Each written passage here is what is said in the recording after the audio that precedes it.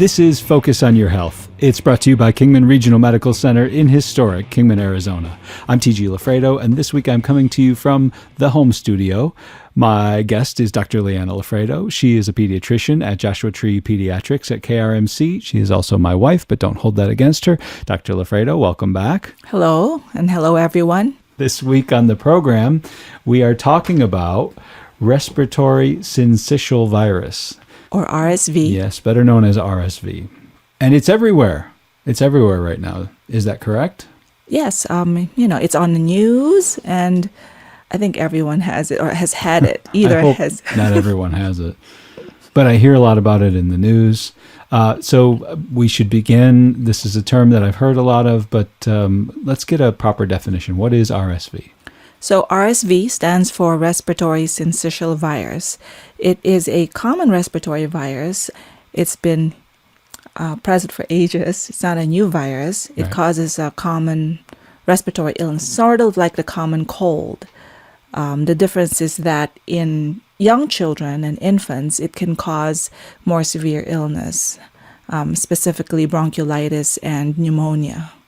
Yeah. Even older adults, like adults over 60, can have bronchiolitis, pneumonia, more severe symptoms. They're having a tougher time with it as well. Yes. You said bronchiolitis. What is bronchiolitis? Bronchiolitis means there's an inflammation of the bronchioles. So if you review your anatomy... Let's do that, please. So there's a trachea, and then it branches out into the bronchi, the left and the right. And then as it gets, these tubes get smaller, and as it reaches the air sacs, and the smallest tubes are called bronchioles. So in infants and young children, there's an inflammation of these bronchioles, so that's why it's bronchiolitis. Okay, and how does that compare or contrast with bronchitis then? Bronchitis is an inflammation of the larger airways, the larger part of those tubes. Okay. Yes, so because the bronchioles are smaller, the symptoms would be more like a wheezing. You'd have wheezing, more respiratory distress in younger children because, of course, their airways are smaller. So more likely to be obstructed. And we said that RSV is everywhere right now. It's very prevalent. You made me aware of a podcast. This is from a friend of ours. It's Dr. Sean Elliott. Mm-hmm. He is an infectious disease specialist in pediatrics at the Tucson Medical Center. I've interviewed Dr. Elliott for the program before, and you run into him at conferences, right? Mm-hmm. Yeah, he's very helpful, very knowledgeable. Yeah. He has a podcast of his own, and it is called ID Talk. That's Infectious Disease Talk. I guess I'll plug it for him. It's not necessarily for the lay audience because it's pretty technical, right? Yes. So it's geared toward pediatricians and providers who look after kids. This is a little excerpt from Dr. Elliott's podcast, and in this clip, he's talking about the prevalence of RSV as well as other respiratory illnesses.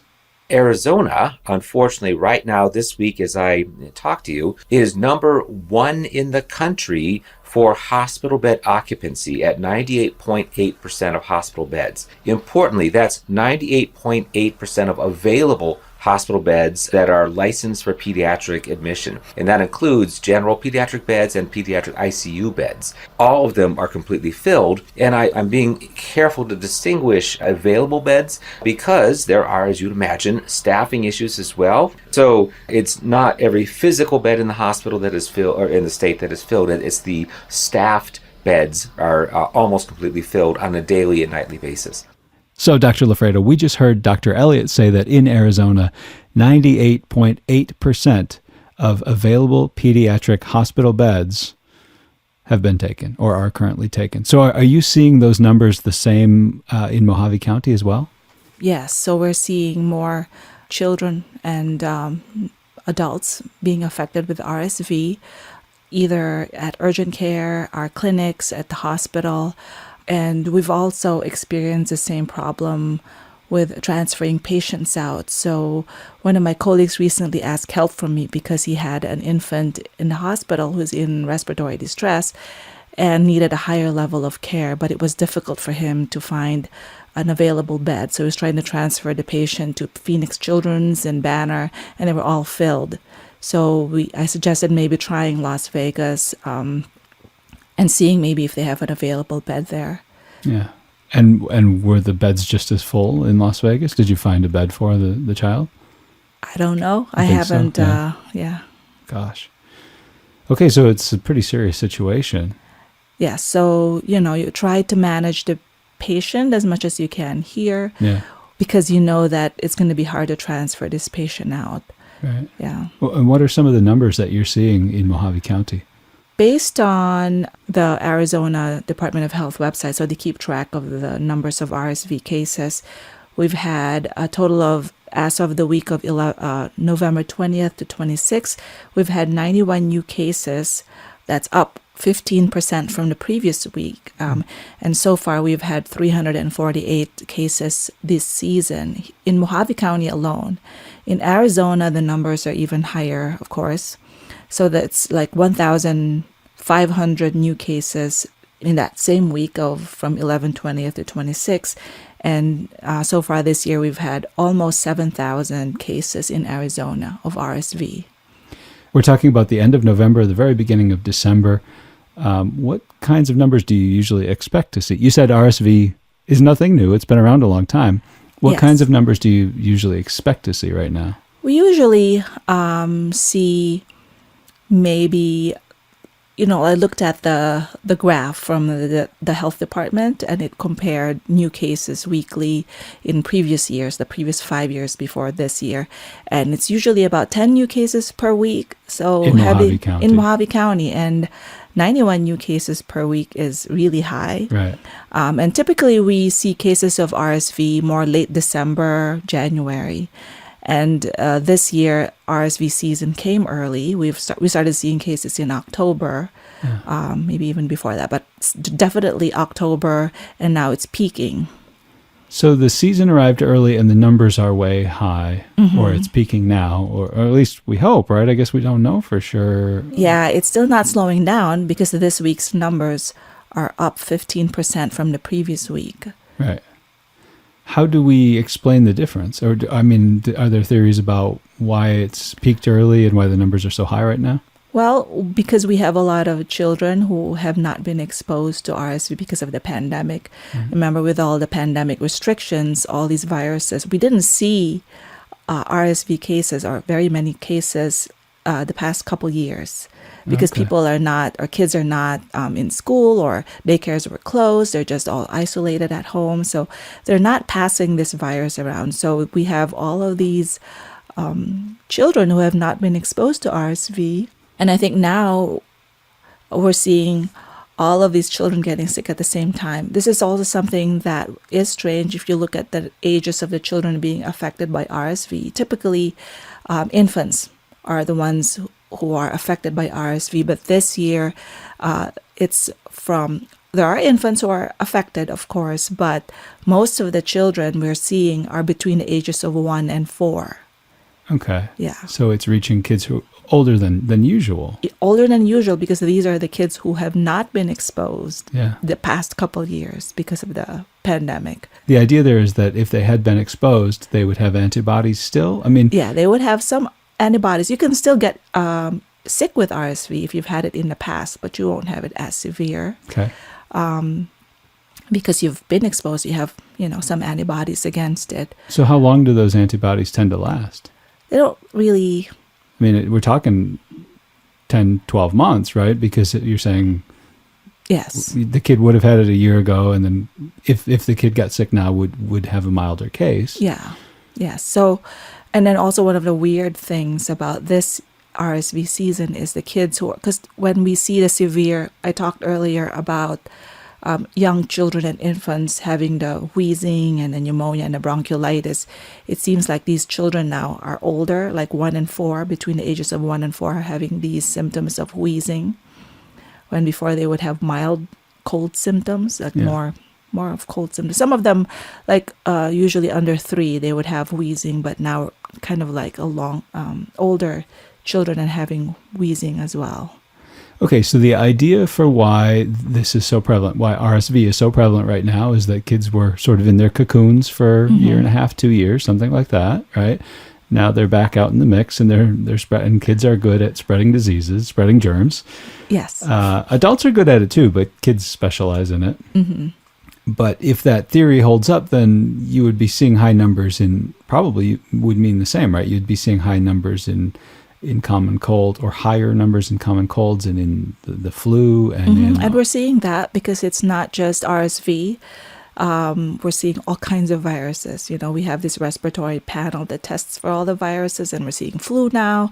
We're seeing adenovirus, enterovirus, rhinovirus, parainfluenza virus, all these viruses. And everything is higher than usual. We did not usually measure those other viruses, okay. But I think that that's true. That we're seeing more of these viruses, they're more. Let's talk about signs and symptoms of RSV. So, signs and symptoms, it's so hard to distinguish RSV from all the other common respiratory viruses because it's the same. You'll have typically mild cold symptoms, and that's for older children and adults, especially if you've been exposed to RSV in the past. So you cannot really distinguish it from the common cold. Babies, though, and young children can have wheezing, and then that can develop, and then they can later, develop respiratory distress even, or they will need oxygen, even intubation in certain instances. One of the other things that can happen too would be dehydration because of all these mucus and secretions, and then they can't eat very well because they're not feeling well, so they get dehydrated. Mm-hmm. They have fever, so fever is also, one of the symptoms. The typical pattern of respiratory syncytial virus infections would be you'd have mild cold symptoms for the first 1 to 2 days. So maybe you'll have a fever, like a runny nose, and then between the 3rd to the 6th day, that's usually when it starts to get worse. For babies, that's when they start to get the wheezing. For older kids, maybe a worse cough.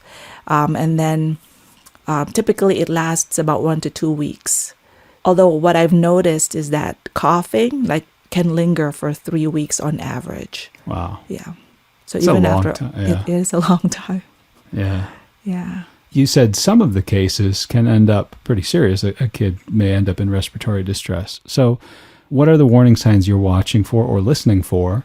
Mm-hmm. So, for example, if this is something that we can treat at home and just, support, or, okay, this kid should go to the ER now because mm-hmm. of difficulties. What are you looking for that?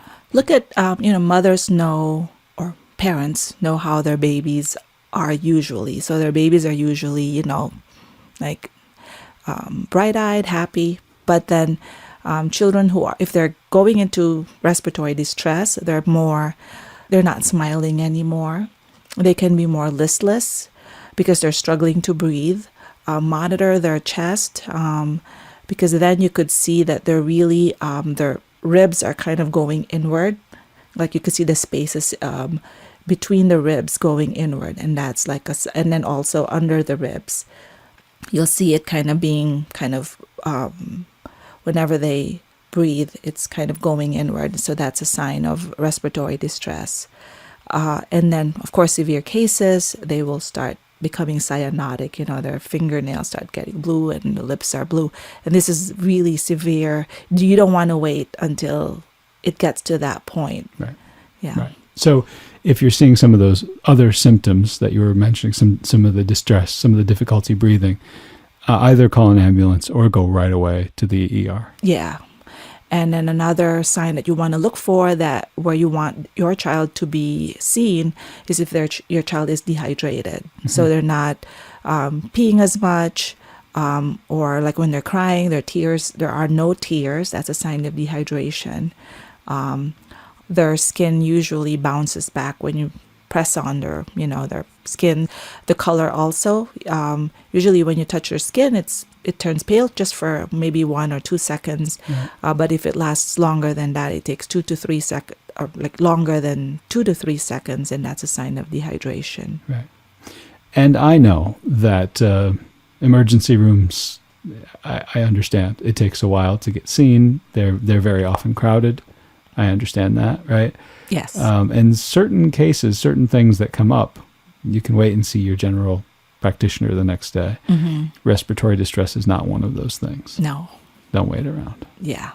If you're just joining us, this is Focus on Your Health. I'm TG LaFredo, and this week on the program, my guest is Dr. Lyanna LaFredo. She's a pediatrician at Joshua Tree Pediatrics at KRMC, and we are talking about RSV, or Respiratory Syncytial Virus. This is also a good time to mention that Kingman Regional Medical Center has recently rolled out a new online platform for virtual visits. It's called Same Day Sick. You can see a medical provider from the comfort of your own home. So if you or someone in your household seems to be dealing with RSV and it's not a medical emergency, visit azkrmc.com and look for Same Day Sick. Let's talk about treatment for RSV. We talked about those severe cases when kids need to go right now and be seen. If it's a milder case... there's no treatment. It's a virus. It's like a common cold, so it's all supportive. You want to help your child breathe. So the problem with RSV and why it is severe is because it's, you could guess it from the name, it's syncytial. So when you talk about syncytial, what it means is the virus causes these mucus that kind of stick together. In anatomy or biology, a syncytium is this cell, like a group of cells that kind of stick together until they're like one cell with several nuclei. So this is kind of like when this virus produces mucus, it's just all sticky. So when you're trying to suction, and parents describe it to me too, like when they're suctioning their baby's nose, it just seems like it's all sticky and it goes on forever, like they're pulling out. Yes, I believe that I believe that the image is clear enough. Yeah, so it's important, and that's why it's important to keep your child hydrated, because if your child is hydrated, it thins the mucus out, so it's not as sticky. And then also, you want to suction as often as you can. You use either a humidifier to keep the mucus moist and keep the nasal passages moist. And also, you can do some saline sprays or saline drops right there before you suction to help kind of clear the mucus. Yeah. And then the severe cases, when they do go to the hospital, it's really like if they're dehydrated, we give them IV fluids. If they need oxygen, we just give them oxygen, like if they need help breathing. If the baby is in respiratory distress, we just provide oxygen. And then in severe cases, intubation, like ventilation. We help the baby breathe until they're recovered from the virus. And when you check the daily census for the hospital, or those days when you're doing rounds, you are seeing babies in or small children in who are being treated for all these symptoms. Yes. Yeah.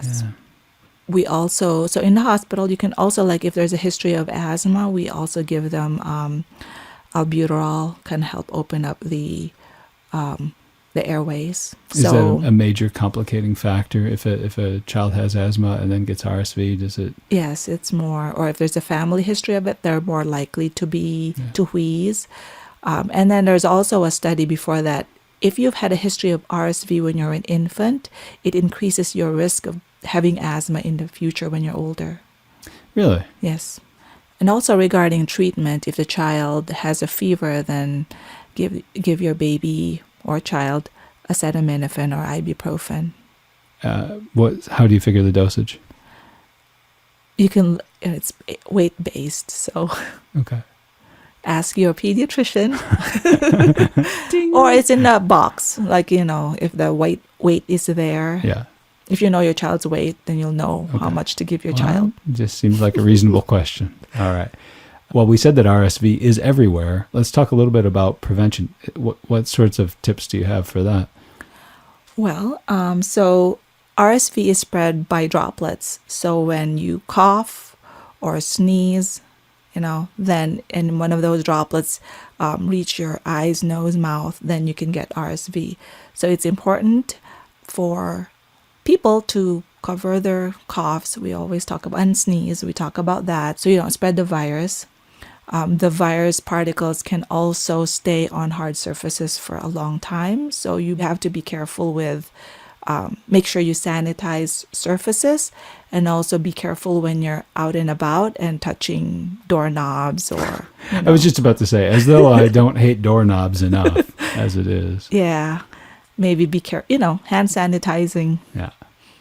We know how to wash our hands now. Like, I hope. through all the 3 years. We've been the through so pandemic. much. Yeah. What is the incubation period after an exposure? So after you've been exposed to the virus, on average, it takes about 5 days, but it can range from 2 days to 8 days. Okay. And people are more contagious between the 3rd to the 8th day of illness. But there are some kids who will be infectious 1 to 2 days before they start showing symptoms. Oh, our super spreaders. Yes. Yeah. So that's why it's, hard when kids go to daycare or school. Or the playground. Yes, the I playground. mean, realistically, right? It's a challenge because the kids do have to get out and play and interact and go to school and all of that. But man, oh man, what a time. Yeah. Yes. For infants who are more at risk for severe illness because of because of their prematurity, or whether they have a congenital heart condition or chronic lung condition, there is an immunoglobulin that you can give them. It's like a shot that you give every month during RSV season for these babies to qualify. It's not a treatment, it's a preventive, it prevents them from getting severely infected from the virus. But it's, there are qualifications. You have to be a preemie of 29 weeks or younger. And I said, so not everyone can avail of this immunoglobulin. It's expensive. So ask your doctor. Yeah, ask your doctor if your baby qualifies. There is talk about an RSV vaccine. What do you know about that? So I'm very excited about this because RSV has always been a problem every year, and we see so many kids getting sick with RSV, especially the infants, like before this weird year where older kids seem to be more affected. But before, it's really the infants, the really tiny infants, like under 6 months old, who get really sick when they get RSV. And so there's this, Pfizer has this RSV vaccine in development. Right now, it's in phase 3. They're very close to getting approval from the FDA. And this study that they have, I love the name because I love Matisse, Henri Matisse, the artist. Okay. So it's the Matisse study, which stands for Maternal Immunization Study for Safety and Efficacy. So this is a study involving, it's global, affecting 18 countries. They recruited 7,900 pregnant women between the ages of 17 to 49. And they were given this vaccine late second trimester and third trimester. And what they found was when they got this vaccine, there was an 82% efficacy in protecting severe illness in these infants up to 90 days of life. So after they're born, 90 days, it's 82% efficacy in preventing severe illness. When they looked at it for like up to 6 months of life, it dropped off a little bit, but still pretty good, 69% efficacy in preventing severe illness. That's exciting. Like I think they're planning, Pfizer is planning to get FDA approval for this vaccine at the end of 2022. Sounds like there's hope for making this a little bit easier to get through. Yeah, so maybe next season, next year, we'll have something that we can give pregnant mothers so that they could, they can get this vaccine and protect their babies.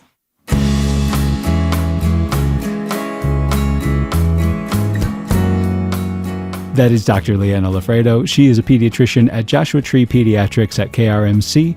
She is also my wife. And you can reach her office at 928-681-8706. That is 681-8706. Dr. LaFredo, thank you so much. Thank you. And that is the program. That is Focus on Your Health.